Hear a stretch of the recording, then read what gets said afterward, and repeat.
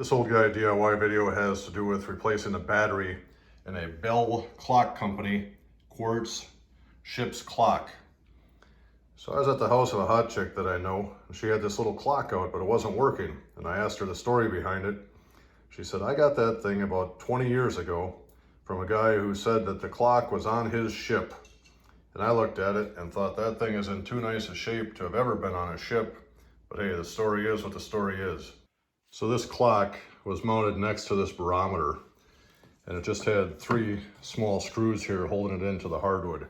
So I removed those screws so I could flip the clock over and see what was going on the other side. When I flipped it over, I noticed it was made in Taiwan, and then there are just 3 little screws, one here, one there, and one down here. So I removed those 3 screws and pulled the back plate off.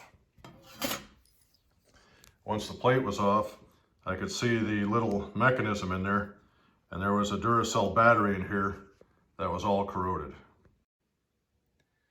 See, the battery says March 2012, and it looks like it was recently in a snowstorm. So I pulled the battery out. Now I'll put a new battery in and see if by some act of God this thing works. By some miracle, after swapping out that corroded battery, this thing works. This is 2023. The new battery I put in says March of 2034. So I'm suspecting that this old battery may have been put in March of 2002, 2005.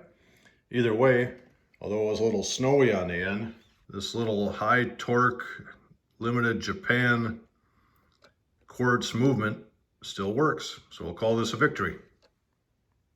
The little clock is sitting next to its buddy, the barometer, and they're both doing their job. Thank you for watching. Have a good day.